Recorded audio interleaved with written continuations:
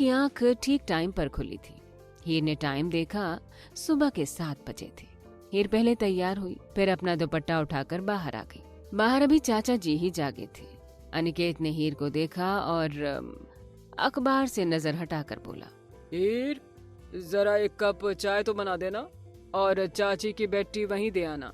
हीर ने खामोशी से हाँ में गर्दन हिलाई और चुपचाप अपना काम करने लगी। हीर ने पहले एक कप चाय अनिकेत को दी और दूसरा कप सरला के लिए लेकर उसके कमरे की तरफ चली गई। हीर ने सरला के साइड टेबल पर चाय रखी और जैसे ही मुड़ने लगी, चाची ने उसे रोक लिया। आजकल जब बॉस घर तक छोड़ने आने लगे हैं तो बॉस से सैलरी भी बढ़वा लो। आखिर तुम्हारे लिए तो ये बाएं हाथ का खेल है। चाची की बात पर हीर तड़प उठी। चाची ने उसे एक ही दिन में कितना सस्ता समझ लिया था। हीर ने अपनी भारी घनी पलकों को ऊपर उठाया और धीरे से बोली, चाची, मैंने कभी अपने मुंह से सर को सैलरी बढ़ाने को नहीं कहा और जो मुझे मिलती है वो बहुत है। मैं ये सब करके अपनी ही नजरों में गिर जाऊंगी। मुझे माफ कर दीजिए चाची। अच्छा, चाची ने चिढ़कर कहा, बात तो ऐसे कर रही हो जैसे बहुत बड़े बाप की बेटी हो। आज जब जाओगी अपने उस बॉस से सैलरी की बात कर लेना। हमारे सर नहीं है तुझे पाले। तेरे मरे हुए माँ बाप तुझे हमारे सर मर गए। और अगर सैलरी नहीं बढ़वा सकती तो कम से कम लोन मांग लेना। रिया को देखने लड़के वाले आ रहे और उनके खर्चे में भी पैसा लगेगा। अब तू ही कमाती है तो रिया को बहन समझकर थोड़ा बहुत करने का तो तेरा फर्ज बनता ही है। चाची की बात पर हीर दिल महसूस कर रह गई थी। आखिर क्या कहती है अपनी चाची से, जो उसकी सैलरी पर ऐश करके भी उसे सिर्फ यही कह रही थी कि उसने क्या खर्च किया है उन पर। हीर को पता था कि इस बार भी उसके पैसे ब्यूटी पार्लर वाली पे लगने वाले थे, जिससे कोई फायदा नहीं होने वाला था। हीर ने चाची को एक आखिरी बार देखा। शायद उनको हीर की मासूम शक्ल पर थोड़ा सा तो रहम आ जाए, लेकिन सरला से कोई उम्मीद करना बेकार था। हीर ने टाइम देखा, 8 बजे थे। अब उसका नाश्ता करने का मन नहीं था। उसे इस एहसास ने शर्मसार कर दिया था कि आखिर देव का सामना कैसे करेगी और क्या कहेगी उसे। इतनी सैलरी के बाद भी लोन की क्या जरूरत पड़ गई थी। हीर ने अपना हैंडबैग उठाया और घर से बाहर निकल गई। मुंबई की बारिश का भी कुछ पता नहीं था, आए दिन हो जाती थी। हीर के पास छाता भी नहीं था और आज ऑटो भी नहीं मिला था। वो अपने सिर पर अपना कॉटन का पतला सा दुपट्टा लिए चल रही थी जब किसी ने उसके बहुत करीब आकर गाड़ी का हॉर्न बजाया। हीर ने पलट कर देखा। बहुत महंगी काली गाड़ी का शीशा नीचे हुआ और उसमें देव का हैंडसम चेहरा नजर आया। देव आंखों पर चश्मा लगाए उसे ही देख रहा था। हीर का सफेद रंग सर्दी के चलते अब गुलाबी हो गया था। उसकी नाक लाल हो रही थी, जो और भी सुंदर लग रही थी। देव ने गाड़ी पास लाकर कहा, चलिए मिस हीर, अंदर आइए। हीर हमेशा देव को देखने से बचती थी क्योंकि देव इतना हैंडसम था। लड़कियां उसके आगे पीछे घूमती थी, लेकिन वहीं देव मासूम सी हीर को पसंद करता था। नहीं सर, मैं चली जाऊंगी, ऑफिस थोड़ी ही दूर है। हीर ने ये बात भी देव को देखे बिना बोली थी। देव के चेहरे पर एक गहरी मुस्कान आ गई। उसने फिर से हीर को देखा और इस बार थोड़ा गुस्से से बोला, मिस हीर, ये मेरा ऑर्डर है, गाड़ी में आइए अभी। देव से हीर की हालत बिल्कुल नहीं देखी जा रही थी और ऊपर से सड़क पर चलने वाले लोग हीर को किसी प्यासे की तरह देख रहे थे। हीर को भी अपने आसपास देखकर एहसास हुआ और वो एक सेकंड में देव के बराबर में आकर बैठ गई। मिस हीर, लगता है आपको बात थोड़ा देर से समझ में आती है। ऐसा मुझसे मिलकर हुआ है या बचपन से ही आप ऐसी हैं? नहीं तो सर। फिर से देव के सामने आकर हीर की जुबान को ब्रेक लग गए थे। देव का चाम ही ऐसा था, वो सामने वाले की चोरी पकड़ने में माहिर था। हीर को हकलाता देख देव फिर से बड़े प्यार से बोला, तो मिस हीर, अभी तक तो आप ऑफिस पहुंचने के लिए तैयार थी, लेकिन आपको कांपता देख मुझे तो ऐसा नहीं लगता। देव की बात पर हीर ने खुद पर गौर किया। तब जाकर उसे समझ में आया कि वो कितनी बुरी तरह कांप रही थी, जबकि देव की गाड़ी का हीटर ऑन था। हीर को अब देव से बहुत ज्यादा शर्म आ रही थी। नहीं सर, बस शायद हल्की सी सर्दी लग गई है। देव ने हीर को अभी तक देखा नहीं था, उसकी नजरें सामने की तरफ थी। कोई बात नहीं मिस हीर, ऑफिस जाकर चेंज कर लेना। देव की बात पर हीर अपने हाथों की उंगलियां मोड़ने लगी। देव की गाड़ी में उसके परफ्यूम की एक अलग सी महक थी। हीर का मन करता कि ऐसे ही उम्र भर देव के पास बैठी रहे और अपनी जिंदगी उसके साथ गुजारती। लेकिन हीर को लगता था कि ये सपने वो सिर्फ देख सकती थी, इन सपनों का पूरा होना नामुमकिन था। कहाँ देव जो हजारों करोड़ों का अकेला मालिक था, और कहाँ हीर जिसके सिर पर अपनी छत भी नहीं थी। हीर को सोच में गुम देख देव फिर से बोला, लगता है मिस हीर, आपको सोचने का बहुत ज्यादा शौक है, तभी तो हर थोड़ी देर बाद आप कुछ सोचने लग जाती हैं। चलिए, ऑफिस आ गया। देव की बात पर हीर ने अपने सामने देखा, जहाँ देव का आलीशान ऑफिस नजर आ रहा था। जी। हीर ने देव को देखा और अपना पर्स उठाकर अपने लंबे लंबे कदम उठाती ऑफिस की तरफ बढ़ गई। ये लीजिए, मेरी सिस्टर की ड्रेस है, आज ही कलेक्ट करके सीधा आ रहा था बुटीक से, आप इसमें चेंज कर लीजिए। देव ने कहा। पिंक कलर की एक 1 पीस ड्रेस काफी खूबसूरत थी। इधर सरला टीवी के सामने बैठी थी, जब उसकी पड़ोसन सीमा उसके पास आकर बैठ गई। अरे आइए आइए सीमा बहन, क्या बात है, बड़े दिन बाद दिखाई पड़ी हो। सरला की बात पर सीमा उसके पास बैठते हुए बोली, बस क्या बताऊं सरला, टाइम ही नहीं मिलता। तुम बताओ, आजकल तो बड़े अमीर लोगों के घर में चक्कर लग रहे हैं। सीमा का इशारा रिया की ससुराल वालों की तरफ था। सीमा की बात पर सरला के बदन में आग लग गई। वो गुस्से से बोली, क्या करूं सीमा, मेरी बेटी रिया है ही इतनी सुंदर और गुणवान कि जो देखता है रिश्ता मांगने आ जाता है। अब मैंने तो बहुत मना किया था, बताओ अभी उम्र ही क्या है बच्ची की, लेकिन वो लोग माने ही नहीं। सरला ने साफ झूठ बोला था। सीमा ने कहा, वैसे तुम्हें बुरी तो लगेगी सरला बहन, लेकिन समाज का भी तो ख्याल करना चाहिए। बताओ, बड़ी लड़की है घर में, भले ही अनिकेत भाई साहब के भाई की बेटी है, लेकिन है तुम्हारा ही खून। पहले तो उसकी शादी करवानी चाहिए थी। रिया तो फिर भी छोटी थी। सरला की चिंता का कारण वही था, और सीमा ने वही बात कह दी। क्या करूं सीमा, मेरी गलती थोड़ी है इसमें। अब तुम खुद बताओ, जिस लड़की को हमने अपने घर में रखा उसका रिश्ता भी करवा देते, लेकिन अब उसका कोई रिश्ता आता ही नहीं। सरला की बात पर सीमा कुछ सोचते हुए बोली, वैसे मेरी नजर में बहुत अच्छा रिश्ता है। अगर तुम चाहो तो मैं कल ही लड़के वालों को भेज देती हूँ। अच्छा खासा कमाता है लड़का, और बड़ी अच्छी फैमिली है, हीर के लिए सही रहेगा। बिल्कुल नहीं सीमा, हमसे दुनियादारी के ताने नहीं सुने जाएंगे। जवान लड़की है, अब देखो तुम घर की हो, सिर्फ इसलिए बता रही हूँ, किसी को बता मत देना जाकर। हीर के रंग ढंग कुछ सही नहीं है। अब ये तो तुम भी देखती हो, रोज देर से घर आना, और ऊपर से अब तो लड़कों के साथ घर आने लगी। बस भगवान बचाए ऐसी लड़कियों से। हमारी तो जिम्मेदारी है, निभानी पड़ रही है, लेकिन हम जानते बूझते कैसे और किसी को इस तूफान में धकेल दें। क्या सच में? सीमा के तो पैरों तले जमीन ही खिसक गई। उसने कब सोचा था कि मासूम सी दिखने वाली हीर इतनी चालाक निकलेगी। सीमा तो ये सोच रही थी कि अगर सरला आनाकानी ना करे तो अपने ही बेटे से हीर का रिश्ता कर देगी, लेकिन यहाँ तो कुछ और ही पता चला था। सीमा धीरे से बोली, तुम्हारा बहुत बहुत शुक्रिया सरला बहन, मुझे इतनी बड़ी मुसीबत से बचा लिया। मैं तो अनर्थ करने चली थी। ये कहकर सीमा मिनट से पहले उठ गई। सरला मुस्कुराकर बोली, अरे सीमा बहन, चाय तो पीती जाओ। लेकिन सीमा ने एक नहीं सुनी। सरला मुस्कुराकर खुद से बोली, बहुत शौक है ना तुझे मेरी बेटी का हक मारने का। मैंने भी तुझे हर जगह बदनाम न कर दिया तो मेरा नाम भी सरला नहीं, बैठी रहेगी कुंवारी। इधर हीर ने कपड़े बदलकर सबसे पहले देव की भेजी फाइल पर काम करने का सोचा था। तभी किसी ने धीरे से दरवाजा नॉक किया। अब अंदर आ जाइए, हीर ने कहा। सामने एक नौकर खड़ा था, जो हाथ में गर्मा गर्म भाप उड़ाती कॉफी लिए हीर को ही देख रहा था। मैम, ये सर ने भेजी है, और ये भी कहा है आप ये फाइल किसी नौकर को न देकर खुद सर को देने जाएं। नौकर ने कहा। जितना हीर देव का सामना करने से कतराती थी, देव ने भी कसम खा रखी थी कि वो हीर को परेशान करेगा। जी ठीक है, मैं चली जाऊंगी। हीर ने नौकर को देखा, जो उसके ही इंतजार में खड़ा था। थोड़ी देर बाद नौकर खामोशी से चला गया। हीर ने पहले तो कॉफी खत्म की और दिल ही दिल में देव का शुक्रिया अदा किया। कॉफी पीकर उसे बहुत राहत मिली थी। थोड़ी ही देर में हीर की कुछ फाइलें तैयार हो गईं। अब बारी थी उन्हें देव तक पहुंचाने की। हीर ने फाइल उठाई और देव के कैबिन की तरफ कदम बढ़ा दिए।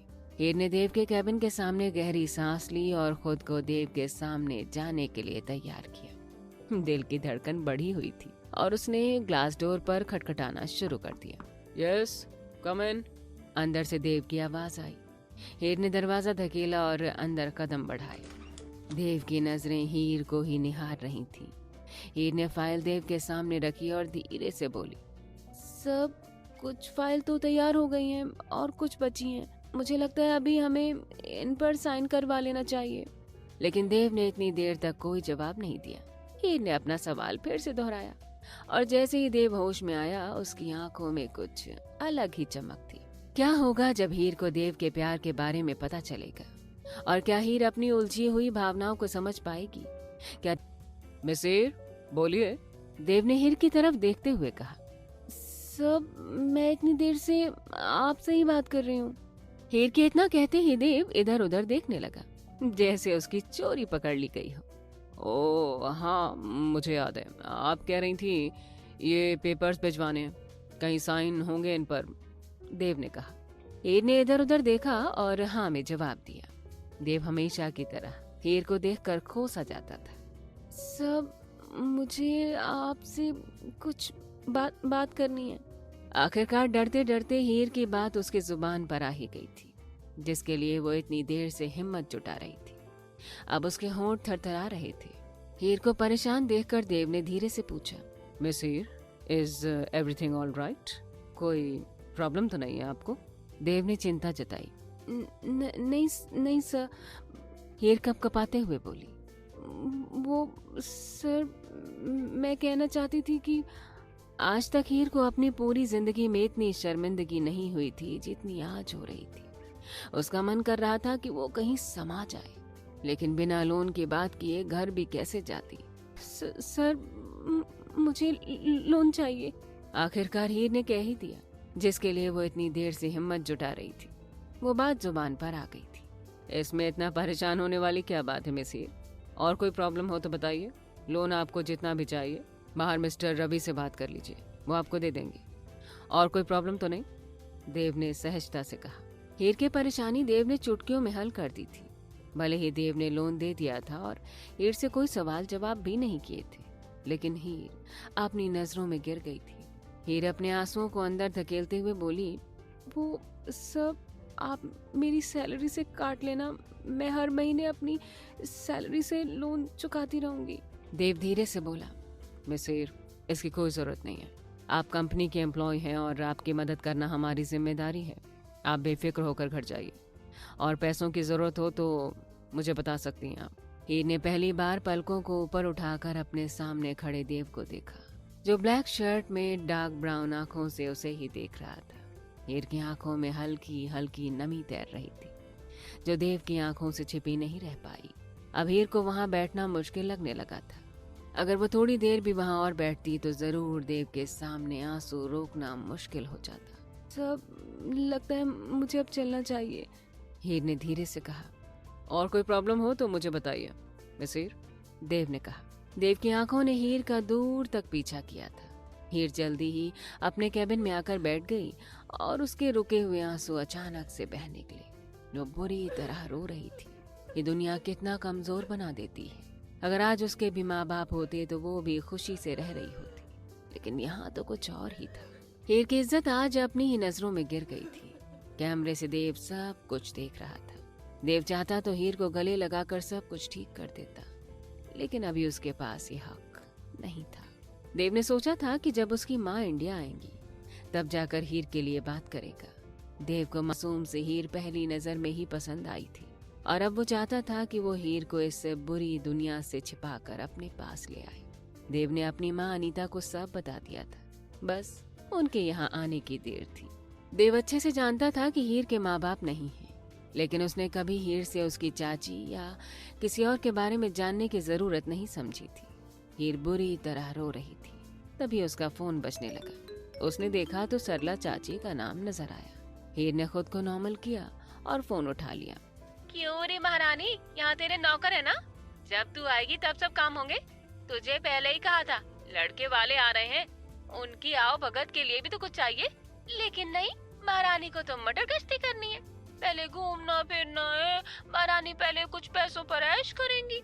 सरला चाची की बात से हीर को अपना दिल कटता हुआ सा महसूस हो रहा था, लेकिन खुद को नॉर्मल करके बोली, नहीं चाची, मैं बस आ ही रही थी, कुछ फॉर्मेलिटीज होती हैं इसलिए बस टाइम लग गया। हीर की बातों पर सरला चाची गुस्से से बोली, कोई जरूरत नहीं है आने की। किसने बोला तुझे आने को? रिया के अकाउंट में पैसे डाल दे और आज देर से घर आना।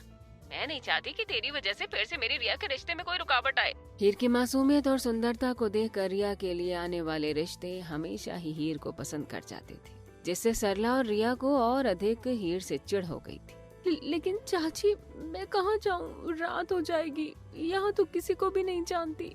मैं कमरे में बैठ जाऊंगी, बाहर नहीं निकलूंगी। हीर ने हल्के से कहा, लेकिन सरला चाची पर उसकी बातों का कोई असर नहीं पड़ा। सुनो महारानी, जितना कहा है वो करो। और हाँ, जब कल तुम अपने बॉस के साथ आशिकी करके घर आई थी तो डर क्यों नहीं लगा? अब क्या आफत आ गई तुझ पर? सरला ने गुस्से में कहा और फोन काट दिया। हीर अब पूरी तरह से टूट चुकी थी। उसने अपने आंसू छुपाए और फोन रख दिया। वो बुरी तरह रो रही थी, उसकी आंखें लाल हो चुकी थी। देव अब हीर को ऐसे देख नहीं सका। उसने तुरंत अपने कैबिन का दरवाजा खोला और उसकी तरफ बढ़ा। जब हीर ने देव को अपने दरवाजे पर देखा तो वो जल्दी से अपने आंसू छिपाने लगी। सब आप यहाँ? हीर ने थोड़ी अचंभित सी आवाज में पूछा। देव ने गहरी नजर से उसकी आंखों में देखा। क्या तुम ठीक हो हीर? हीर को कोई जवाब नहीं सूझा। उसकी आंखों से आंसू फिर से बहने लगे। देव की ओर बढ़ते हुए उसने खुद को देव के गले में समाहित कर लिया और फूट फूट कर रो पड़ी। देव थोड़ा हैरान था, लेकिन उसने अपने डर को परे रखते हुए हीर को अपनी बाहों में ले लिया। कुछ नहीं हुआ हीर।